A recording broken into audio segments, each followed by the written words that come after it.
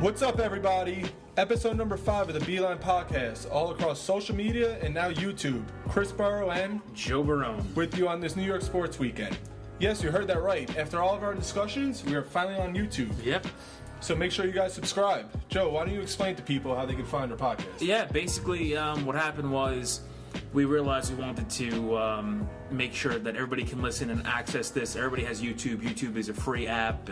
People can go on their browser at home and just watch their video. And although we don't have the video to support it, we do have the audio version on our YouTube with our little bit of a logo picture that we both created, and I think it's pretty fun. I think it'll help everybody be able to watch it, access it anywhere, and I think it'll be good. It's a very good idea, Joe. I mean, it opens up the door for more opportunities for us if we decide to keep going and record, and if you guys want us to go on live or just see us and our ugly faces while we do all this, then sure, that'd be great. But we'll keep you guys posted, and that's pretty much it, right? We definitely will. Like we just said, and like we'll tell you every week, check out our Facebook page at The Beeline. Yep. It's all capital letters. Right. But first, we would like to thank our last week guest, Diana Albanese. Yeah, Diana was great. I mean, it was a great episode. We had the opportunity to talk with her about women in sports, her thoughts on the Yankees and social media, because she's in that business, social media and public relations, marketing, that side of things. It was just a really interesting topic and discussion that we were talking about, just to hear her side of things. She had a lot of background. Yes, a lot. Exactly. So if you guys did not tune into that, make sure to go back and listen to just that. On YouTube, yeah. Because it's great. Also, I didn't tell, you could subscribe to my page, Joe Barone, on YouTube. There's a little section that says The Beeline Podcast, where all the videos will be posted and shared. The Beeline Podcast. Yeah, so make sure you guys go on, subscribe, and stay tuned with all of us, right? Yes, Joe. All right. Definitely. So go ahead. You're in charge today, Chris. You're doing everything. Thank you, Joe. A lot of pressure. So what we had planned for today, last week was a lot of fun. Like I said, we had some great discussions, great input. Joe just added that. And this week's episode is no different. But now it's time to introduce our 4th ever guest of the Beeline Podcast. Yeah. He's known as Astarita. He goes to Villanova University, if no one knows. It's Villanova, obviously. His name is Mike Astarita. Welcome to the program, Mike. Hey, I'm glad to be here. I think enough people know Villanova. But like I said, I'm an avid listener of this podcast. I'm excited to be here. We really appreciate that. Yeah, and I mean this in the nicest way possible. I was telling you before this.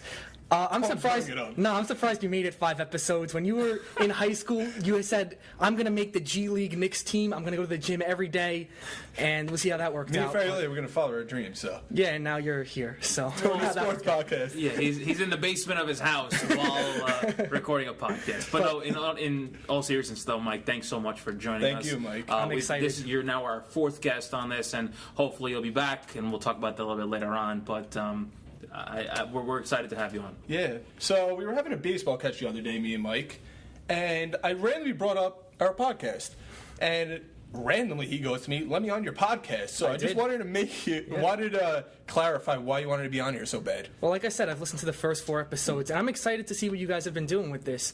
Obviously, I've grown up a New York sports fan. I love to talk about sports. I make that a big part of my identity.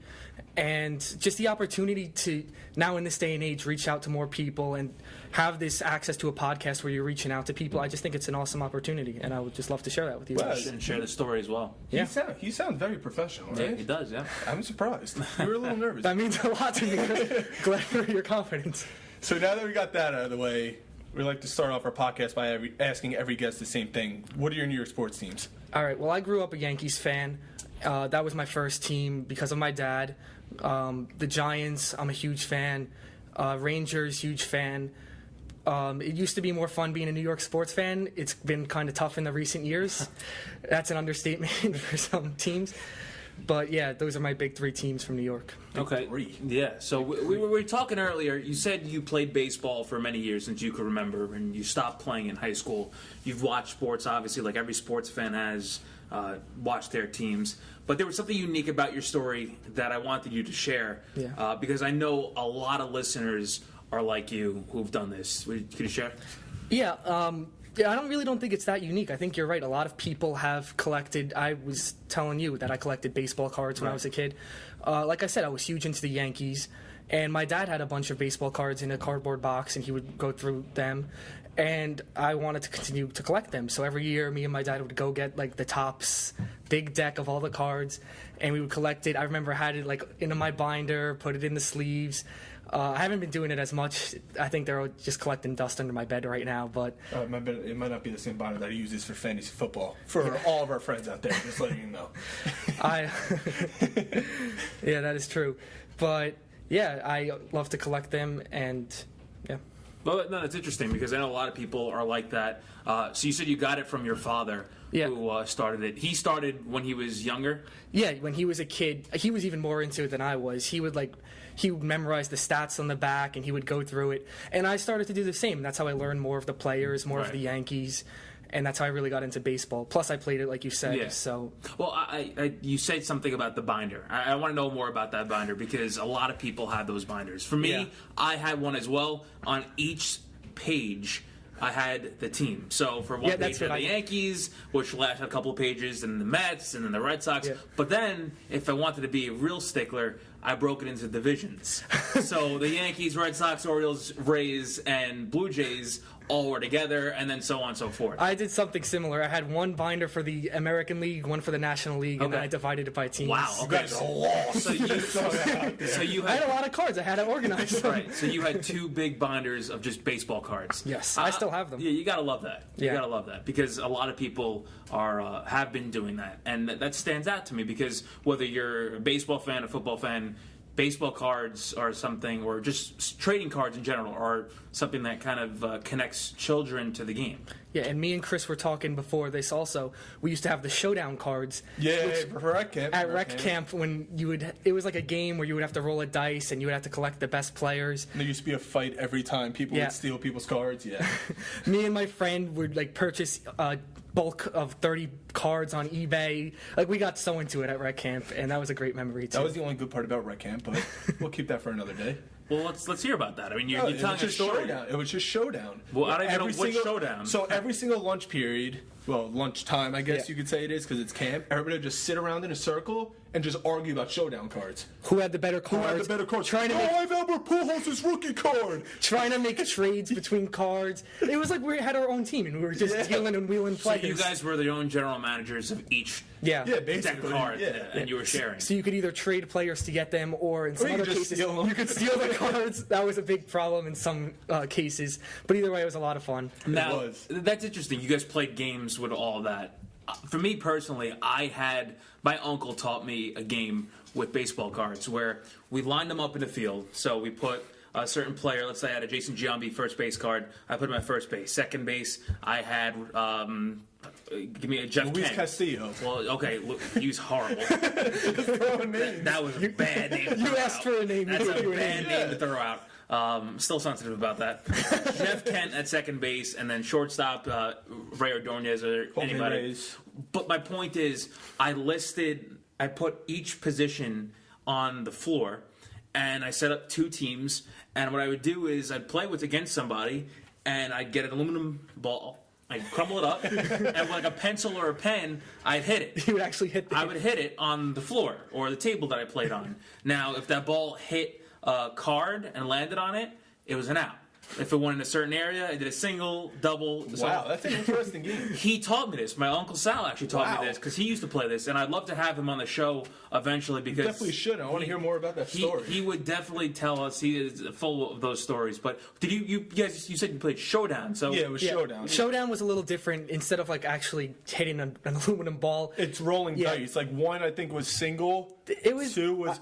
I forgot how it went, but the way that you rolled. There was different levels of skill for each card, and based on what you rolled, I think they were star-wise. Yeah, I couldn't tell you now how to play, but we got people really used to bring in lunch boxes full of cards and just be like, "Oh, what do you got for lunch? Showdown." So that's it. No food. No, you would buy food, but. Okay. No, baseball's more important. You don't need food. You gotta win your showdown match. So that was like that in your house. Baseball's number one for you. Yeah, I think my grade they had to ban that game, but we're not going. So keep going. Yeah, it got a little.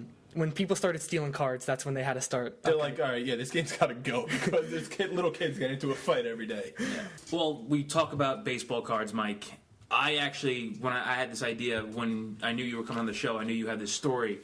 I wanted to kind of test you both, actually. All right. Both. The top 10 baseball cards, not sold, we'll get into that in a little bit, but the top 10 baseball cards. So think of baseball history in general, and I guess... Like the most expensive cards, Not the most expensive, but I guess most valuable. Because it might not be... valuable. It might not be this, like, worth millions and millions of dollars, but because of the player and who he is, I guess that's how you could kind of gauge it. So I didn't know I was being tested when I came on this podcast, for the record. Oh. Just throwing this on me. Oh, you're on it, so you got to deal with it. All right. So we'll start with number 10, and this is a name that I know for a fact you guys both will not know, because this is really old baseball from 1909 to 1911. Yeah, I'm beat. So number 10 on the list of top 10 baseball cards, Joe Doyle from 1909 to 1911 from the New York Highlanders. A very long time. Have you heard No of, way. Have you heard of him? No way I would have was gotten born him. yet. I didn't hear this guy. No way I would have heard of him. Well, Joe Doyle, New York Highlanders eventually became the New York Yankees. Yeah. If you knew that story. All right, so then from 9, 8, and 7, you have Roberto Clemente, Willie Mays, and Babe Ruth. Okay? I'm surprised Ruth is that low. Yeah. So Number am I, 7, yeah. wow. Yeah, so then you have at number 6, Nolan Ryan and Jerry Kuzman. He's even really low. 5, Shoeless Joe Jackson. Oh, wow. 4, Pete Rose. 3, Hank Aaron. 2, Mickey Mantle. And 1, Honus Wagner. I mean, you said you were surprised that Babe Ruth is that low. Are you surprised with anybody else on that list from being where they ranked? I mean, you have Honus Wagner, who's obviously, you get his face in the Cracker Jack bag, and you're like, oh, who's Honus Wagner? But then if you really look at it, he's really a good baseball player. Yeah, I have actually heard that Honus Wagner is number 1. I'm pretty sure Gretzky had his card at one point. We said Nolan Ryan was a little low. That was surprising. Ryan, yeah, he was really low, actually. And, I mean, Hank Aaron and Mickey Mantle, they're up there. Actually, that's not did that you know surprising. Nolan couldn't jump anybody. Did you know Nolan Ryan never won a Cy Young?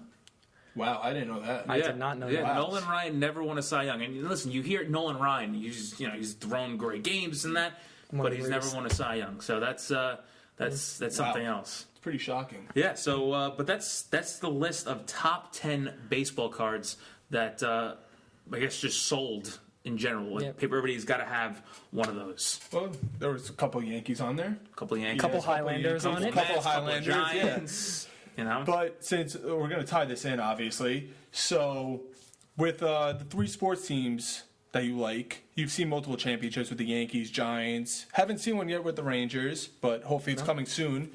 Which team would you want to see win a championship again or in the future the most and cherish it the most, actually? I've listened to this podcast, so I was expecting this question. And after... Yeah, we ask all our guests. Yeah, I'm not, nothing wrong with that, but I gave it a lot of thought. And I would honestly, this might be a hot take, I would have to go with the Blue Shirts. Just because they haven't won since 94, and before that they haven't won since like World War II. Yeah. And like you said, I've seen the Yankees, I've seen the Giants. The Rangers, and I know you're a big Rangers fan too, got so close in 2012, 2014, 2015, just to get so close and just have heartbreaks at like in the Stanley Cup or in the conference championship, to be so close and now to be in the condition that the team is in. I would give anything to see them win a championship. And that is a perfect segue for us to hit the express line on the Beeline podcast. Yeah. Chris Barrow and Joe Barone here with our guest, Mike Astarita.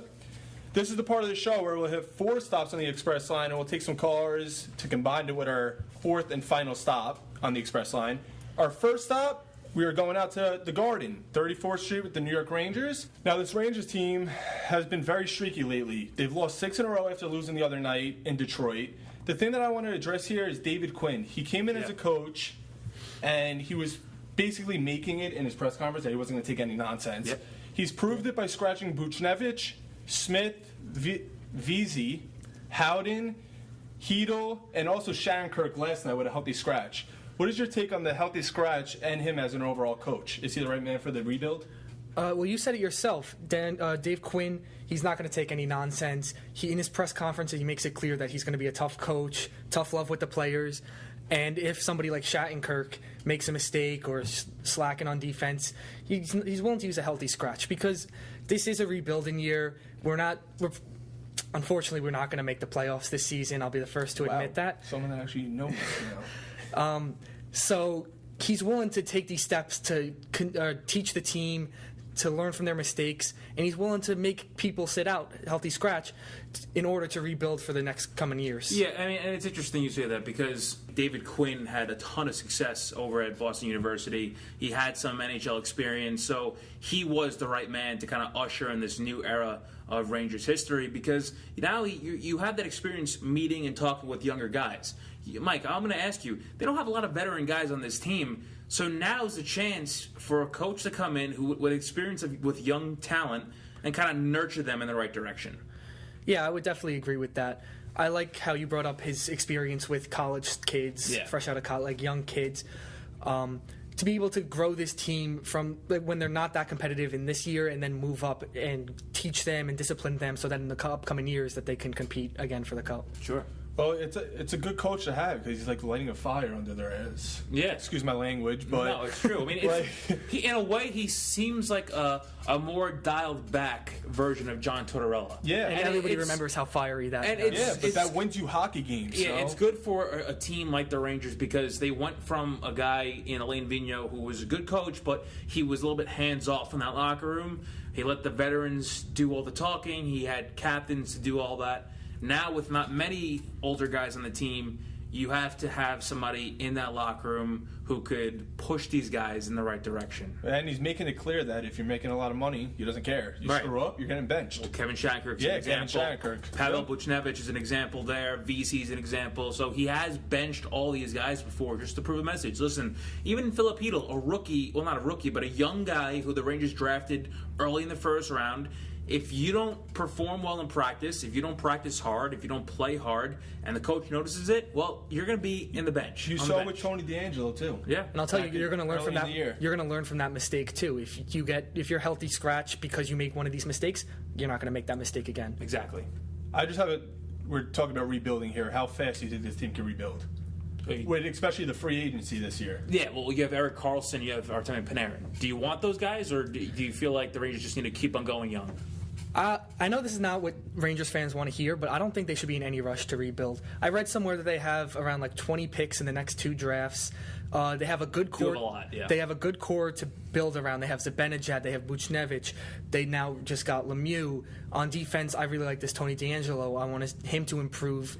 He's really good as an offensive D-man. He needs to pick up the defensive part of his game, but once he can do that, he can be a top liner. So I'm excited to the direction that they go. Now, when you watch the Rangers, do you remember your first Ranger game? I did not really get into the Rangers until around like the 2012 season. I remember watching. See, I know a lot of people were like that. Well, why are you looking at me? No, I'm not saying that. You're staring at me. I wasn't. No, I'm just saying in general. I'm sure you could tell most of my sports, it comes from my dad. And I remember watching the Devils series in 2012 with him. Sure. When they lost in OT. And that's when I really started to get into them. And that's when they started to get good. So I guess I started to pay more attention. I remember watching the playoff games also. We used to watch them all together with Marinaro, me, you. All of our friends that never watched hockey in their life, and you're like, yeah, like you really know what's going on. That's something I want to talk about really fast before we go into our next stop on the Express Line. The reason why people get into sports a lot of times comes from just one playoff run. Yeah. For a lot of people in my area, I knew a lot of friends from high school who had no idea what hockey was. But that Rangers run in 2012 really changed how people look at hockey because, especially in the city, I'm from Brooklyn, so you have a lot of people who they hear hockey, oh, okay, you know, it's hockey. But then come playoff time, if you have a local team in action, they jump right on the bandwagon, which sometimes people are like, oh, the bandwagon fans suck. No, it doesn't matter to me. If you want to root for a team, go ahead and root for them. Yeah, I don't think a bandwagon fan is always a bad thing. It brings the city together. In like even when I went to New York during a playoff run, it might have been a couple years ago. People are wearing the jerseys. People are excited. The city is excited. Even like in away games when they all meet up in Bryant Park and watch the games. We were there. We were talking about going. I don't think we ever made it there, but it just brings the city together and it brings life into the New York sports. That's the thing. There's a lot of different fans in different areas that either they had their own story, whether they jumped on or they've watched since they could remember. You know, for a Rangers fan like yourself, maybe it was that 2012 run that kind of changed things for you as a sports fan. But for other people, it was just that their uncle took them to a game, or their father or their mother took them to a game, and all of a sudden they fell in love with this one player from this one big hit. So I think that's a good way to kind of move into our next topic here on the Express Line. Chris, go ahead. Yeah, since we're talking about rebuilding here, we're going to take our second stop on the Express Line, and we're going to shoot right out to the Meadowlands with the New York Football Giants. What the hell is this team doing? Like, is that the question you're asking? No, I'm just saying, like, earlier this week, to be exact, Tuesday, they notified Landon Collins that they won't be placing the franchise tag on him. Now, before we get into anything else with this team, let's talk about where they're going from this point with Landon Collins. So you want to start with Landon Collins? Yeah. Him not being franchised. Oh, he's not going to be on the team anymore. Yeah. Obviously, but what are you going to do? Like, you need a safety, don't you? Landon Collins is not the best safety that's available, so the Giants are fine. He was very good in 2016. The next 2 years, he was decent when he was healthy. That was the big thing with him. So it's not that surprising to see him gone. I think that we should have tried to keep him, but like you said, what the hell's going on with the Giants? The thing is with the Giants, the thing you have to worry about if you're a Giants fan is the fact they got nothing in return for Landon Collins. That's the big thing. Even if it was a third rounder, a fourth rounder, a fifth rounder, and a 12th rounder for all I care.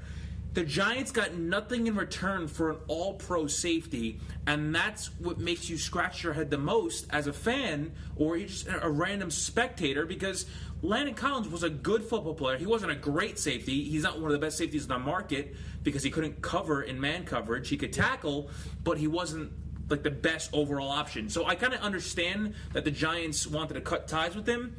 But you got to get something for him. Why don't you trade him when you have the chance? That's what I don't understand. That brings in the bigger concern of, does Dave Gettleman know what he's doing? Right. Why would you not get something in return, even if it's a pick, like you said? Well, no, keep going. Yeah, even if it's like a pick, just get something. If you know that he's going to be a free agent at the end of the year, and you're going to have to give him a big contract before that comes to that point, get something in return, anything in return for him, instead of just letting him walk away. No, I agree. So you're speaking about getting something in return for somebody. News broke on Friday that they traded Olivier Vernon to the Browns. How do you feel about that? Love that trade. You loved it? I love that trade. Olivier Vernon, he was expensive, and when he was good, he was great off of the edge. But he had to stay healthy, and he was expensive. So to send him to the Browns to get in return Kevin Zeitler. That's Kevin Zeitler. You got it right. To get Kevin Zeitler in return, he's going to solidify the right side of the line. He could protect Eli or any quarterback that is under center this year. Who knows where we're going with that. And he gets rid of the contract, and I think it's a win-win for both teams, and I'm excited to have the line solidified. Yeah, I agree. I think that's a huge move for the Giants because not only do you clear up cap space, like you said, Mike, but you also have somebody that could stabilize that offensive line. That, listen, maybe you're banking on the fact that Nate Solder just had an off year. Which everybody thinks. Which is possible. Yeah, it is. He was a good lineman with the Patriots. I mean, who isn't good on the Patriots? I understand that maybe there's a reason why the Patriots didn't bring him back, but you still had the chance to have somebody of his caliber on the offensive line. You have young guys that could progress in their second or third years, and I think that's what the Giants are banking on here, that this guy could stabilize the right side of the line and help Eli or whoever is the quarterback. Well, you guys were talking about Eli. I want to get your take on this. So obviously Eli's about 35 years old. He's not part of their future. I'm just confused as what this franchise is doing, because if you're rebuilding, you come out and say you're going to rebuild, right? I mean, you don't have to. But, for example, when the Rangers were rebuilding... That's its own special case. The Rangers sent a letter. Me personally, I'm in public relations. That's a great PR move because you're showing transparency. The fans are understanding that this is the new, what you're going to be doing. You're going to be prepared to see people go. I get that. But as long as you have a clear direction that you want to go. They don't have one, though. The Rangers sent the letter, and they're selling whatever. The Giants... The quarterback is the big thing, like you said, of course. And, I mean, the young guys in the locker room probably don't want to say it out loud, but you can't win with Eli Manning anymore. He's past his prime. I just don't think it was all Eli's fault last year, though. It's not. Eli wasn't anything special, by all means. Don't get me wrong. He's about 40 years old now, too. 35. So you're paying him all this money to be for a older 30-something-year-old. Are you going to win now with him? Are you trying to win now? Because then why are you getting rid of all your defensive pieces? That's what doesn't make sense. Yeah, because That's why I'm they're not confused. being clear, and that's why Giant fans should be concerned because So I just think that it's just moving as they go. They just don't know what they're reacting, and that ties back Dave Gettleman. He needs to know the direction that this team is going. Right. For me personally, I don't think the Giants can win with Eli anymore. I think it's time to move on. I thought it was time to move on like at least 2 years ago. That brings in what are we going to do in the draft? I know. Well, that's what I wanted to touch on next. I wanted the last subject before we move to our final stop. I want to talk about who do you think they're going to draft? Kyler Murray, which they might have to trade off for. Dwayne Haskins, who they might have to trade off for, or possible trade target in Rosen, where you might be able to only give up a third rounder for him. Which I still don't understand how he was drafted in the top 15 last year, And they're only going to get a third rounder. Oh my god! So let's get makes Mike's no take sense. first on this. How does the general manager of Arizona still have his job? All right, you'll get your turn. No, hold on. No, he makes up a good point. You bring in a coach, you fire him after 1 year. That makes no sense. Makes no sense, and which is completely unfair as well. Yes. And then you draft a quarterback, and then you're going to trade him and draft another one. How many chances? We were talking about this before. It's not Cliff Kingsbury's guy. And when you bring in a new coach, you have to give the coach his guy. Listen, I don't even think it was the right move. Rosen has talent. Firing Steve Wilkes after 1 year made no sense for the team. And then to bring in a new coach in Cliff Kingsbury and allow him to dictate the direction, as in get in another quarterback now, wasting the first-round pick from last year, and only not even getting close to what they got for him, but in like a third-round pick, it makes no sense. No. Because Rosen is still talented. I said that before. I'll say it again. Rosen is still talented. I agree with you. I'm not disagreeing with you, but you got to give the coach his guy that he wants. But enough of this arguing. Just what do you want the Giants to do at quarterback? Because I'm completely lost and. As a Giant fan, I'm not a Giant fan, but like as a New York sports fan, I need an answer. Eli is going to be their guy. That's what it seems like. At 35 years old, you have no future with the team. Right, but then they want to win now, I guess. With what defense? Well, that's the thing. They're going to score. They're going to try to score 80 points a game. We're not in college football, and they're going to have to win 80-77 from now on. Mike. Right. Clearly getting rid of the two best defensive players doesn't help, but the quarterback is the big thing. In most mock drafts, I see Dwayne Haskins going to the Giants at number 6 because the Cardinals are going to take Kyler Murray at 1. At least that's what people agree around the league. That's I don't what they think they could. To be honest, I don't know if that's going to happen. Maybe that's just me, but I hear a lot of people. I agree. I hear a lot of people say Kyler Murray's going 1. Kyler Murray's going 1. But then I'm thinking Josh Rosen is still on the team. These are both franchises that are just, dude, what are you doing? They have no idea what they're doing. That's the problem. Listen, I like Dwayne Haskins. I think he's a good pocket quarterback. Fits perfectly into the Giants system. And I think Rosen is similar to Haskins in that situation. So I would like to have Haskins. I hope that he falls to 6. If not, I do like Rosen. I wouldn't mind as a Giants fan having Rosen under center. You kidding me? Because now you're talking about one of the better quarterbacks in last year's draft. Because a lot of people were going after the Giants for drafting Barkley instead of Darnold or Allen or Rosen. Yeah, we're going to be talking about that for the next 10 years. Now you have the top running back from last year's draft, and you get one of the top 5 quarterbacks in last year's draft too. So yeah, the Giants should go after Rosen if the Cardinals stupidly go after Kyler Murray. So I'm not saying anything about Murray, but you have that quarterback already. No, I totally agree. But regardless, if it's Haskins, if it's Rosen, but do you think that they should sit behind Eli and let Eli start the season? You gotta let Eli start the season. Learn behind him. At what point? At some point, Eli can't be starting for this season. Well, once the season gets out of hand. No, say you haven't won a game, so 0-6. I don't know about that. I think the Giants will be more competitive because of their offense. All right, so what do you want? 1-3? No, I'm saying if they know that by like the trade deadline. That the trade deadline's what, in like October? Yeah, that they're already out of it. Right. If they think that they're going to be out of it, and they should look for a team that could use a guy like Eli Manning. Can anybody really use Eli Manning? There's teams out there, a QB that gets injured. That we'll see. Jacksonville, for example, if they don't get Foles. But let's end this topic. Who do you want them drafting? I want Haskins. I like Haskins. You wanted Haskins. Who do you want? I like Haskins too. All right. I'm undecided. I don't know. Just get Eli out there. Okay, that's your piece. Wait, so who do you want them drafting, Chris? I'm fine with Rosen's not bad. I know a lot of people that quit on Rosen, but I like Rosen. I see them trading for him. Giving him a third rounder. But We'll see what happens come April. So, We'll see if Dave Gettleman can get this team on track. That's the big thing. We're going to go to our third stop, and we're going to go out to Yankee Stadium. There was some news that broke earlier this week that Luis Severino tweaked his rotator cuff. Now, they said he was going to be shut down for at least 2 weeks, maybe longer. I saw a report that he might not even make opening day recently. So I want to discuss this for a little. Are you guys concerned this will linger for a while? Because if it does, will it hurt this rotation a lot? The reports I've heard say that they want to be optimistic about Severino. I heard, like you, that he's probably going to miss his opening day start. And the thing about the Yankees rotation is that they already don't have the depth. And when you have to rely on Severino, Tanaka. They have some depth. Yeah, but you have CeCe, that's what, 34? No, you still have Paxton. You Paxton is have Tanaka. I'm not sold on Tanaka You for some have reason. Hap. Those three Yeah. guys right there are a solid big three. What about signing Keuchel? Keuchel wants too much money. That's the take thing. him. So now you have two young pitchers in your rotation in Herman and Loizaga. Those two players in particular, they showed some strides. They were a little banged up last year. They got touched up a couple of occasions as well. But they also showed some flashes where you could say, all right, maybe they could get us by to a point where you throw 4 or 5 innings, let our bullpen come in, and let the rest of our good lineup take over.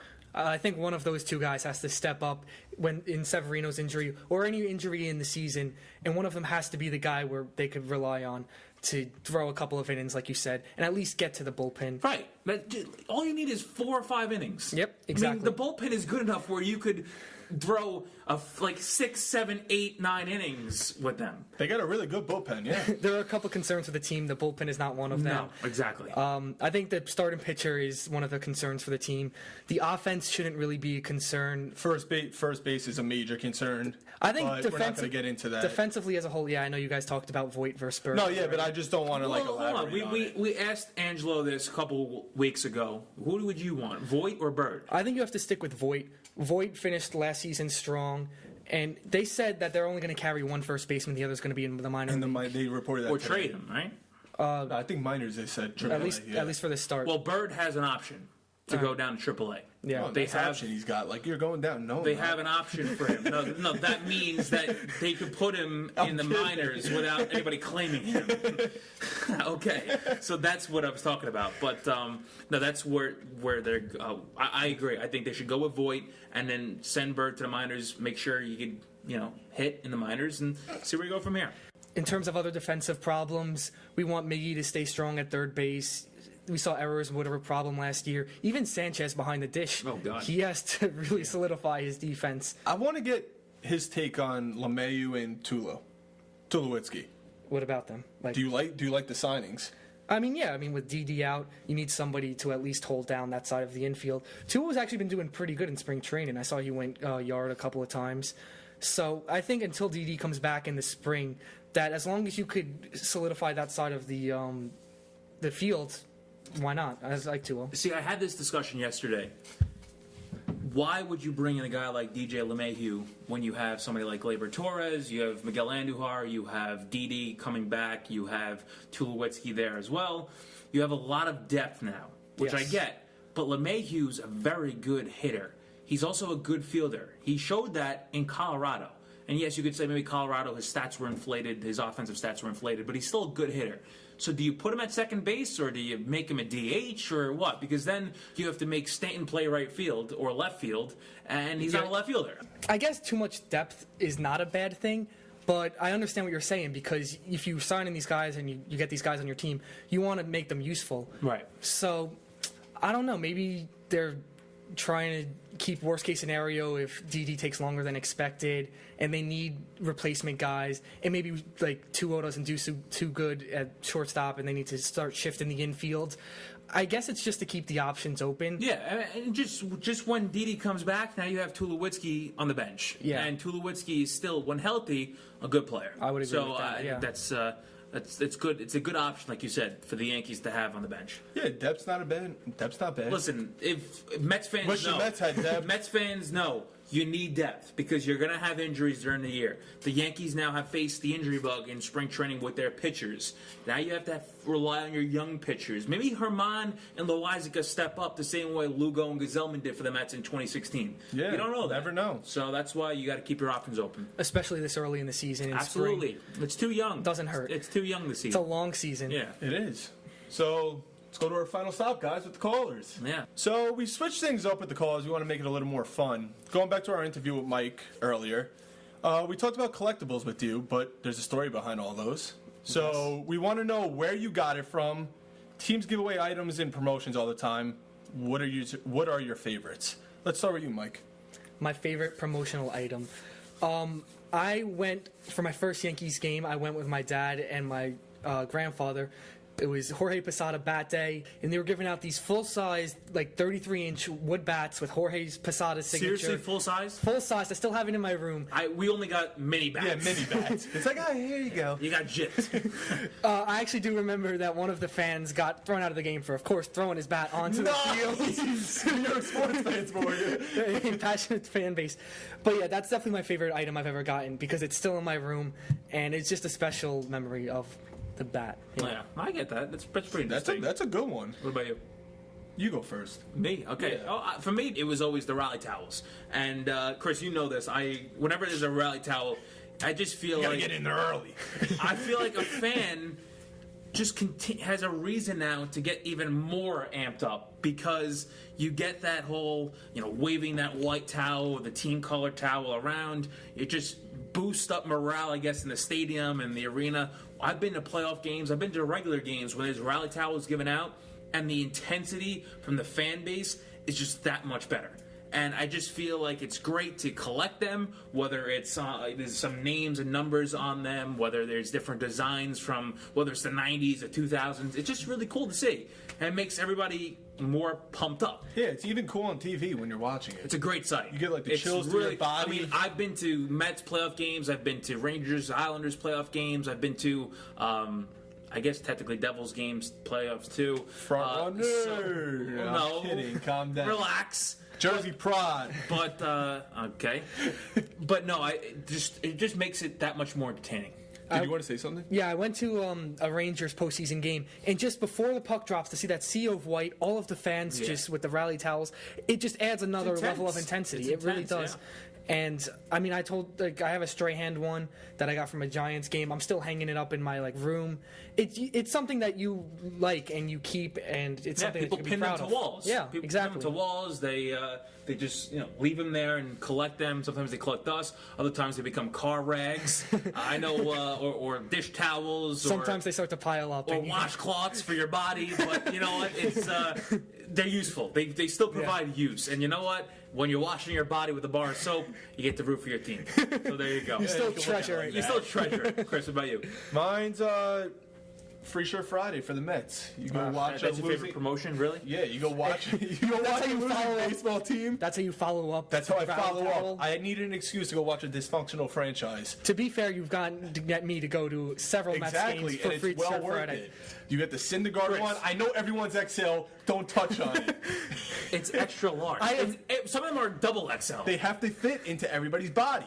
You know, with a guy with a big gut, you might need that double XL. You got me to go to the And what about Syndergaard the one. young kids? That's their problem. I don't know. Figure it Young out. kids that want mommy and daddy to take them to the Mets game for a Jacob deGrom free shirt, but they can't wear They'll it. eventually because grow into it. it's They'll grow into it. Go into it. Oh, stop. You wanted to say something now? Yeah, you got me to go to get a Syndergaard jersey. I've never worn it. It's a double XL. I mean, it was exciting to get it, and I was like, okay, practically I'm not using this. I'm gonna wash my car with it probably. It's really helpful to go watch a dysfunctional franchise. That's all that I'm talking about. But now, let's hear your calls. All right, Austin from Barrington, Rhode Island.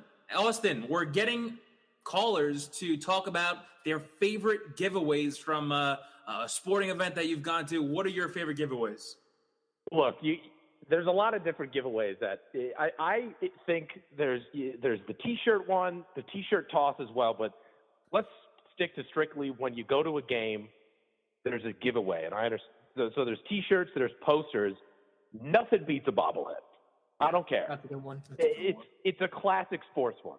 Across all walks of sports, The bobblehead is fantastic because none of the, like a poster goes up on the wall. A T-shirt you can wear every once in a while, but it might not fit you. That's another thing that comes into it. A bobblehead fits everyone, and it's interactive.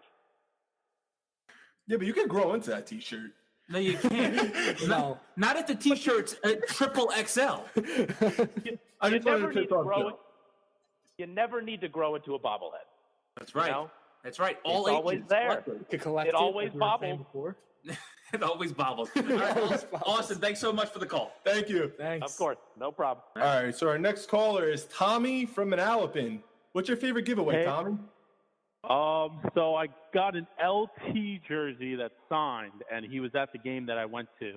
When I think you guys remember the game when Victor Cruz went 99 yards. Oh, thanks for bringing that up. I don't know. He was at the game, and he was in front, and I was like, no way, that's LT. And I was wearing the jersey, so I was like, yo, can you sign this for me? Even though he is like a addict, he was willing to sign it. Not a lot of people could say, but he was one of the best linebackers to ever play the game. Wow, very interesting. Yeah, I was wondering, who do you think could be compatible to his level of play in today's day? That's my question for you guys. Thanks for putting me on.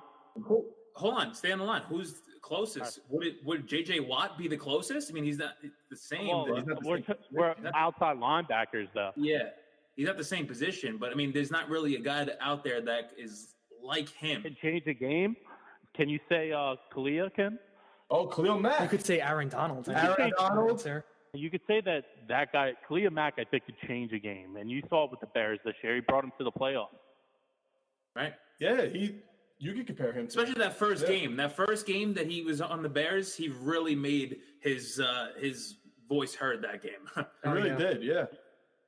And I think them trading him from the Raiders messed up the whole Raiders situation. Oh, I mean, absolutely. The Raiders definitely. are a dumpster fire anyway. All right, thanks for calling, Tommy. Thanks, man. All right, thanks for having me on. Big time listener. I appreciate it, boys. Our last caller is Tim from Wilton, Connecticut. Tim, how are you doing today? Hi, I'm great. Thanks for having me on the show. I've always been listening. It's always fun, great time. Oh, thanks, Tim. Thanks, Thank man. you. So our question today, we're talking about promotional giveaways. What's your favorite promotional giveaway from any sporting event? The first one that comes to mind, I guess, is when I went to a UConn basketball game. It was just back when Kevin Ollie hype was real, and we just come off the national championship. And we just got these Ollywood shirts, and I just remember like stealing a couple extra ones from the empty seats at the end, like the few that there were. Oh, sure. Yeah, no. So do you still have that shirt today? I have a couple. I mean, I was like 5 years ago. No, not even 5 years ago, but I was smaller back then, so I don't wear it, but I have it. It's very interesting. Yeah, no, That's awesome. T-shirts are also huge. I know a lot of teams give out T-shirts like the entire crowd, and it's almost like, let's say the color is blue, it's like a blue out or a white out. White out. I think that's also a great touch too. Was it like that at the game? Yeah, it was a blue out. Yeah, that's pretty cool. That is pretty cool. It makes the fans like that much more into it. Yeah, like we said about the towels, it just adds the level It to adds the energy, yeah. Right. Well, thanks for your call, Tim. Thank you for calling, Tim. All right, thanks for having me, guys. That will do it for the callers. Thank you for everyone that called in.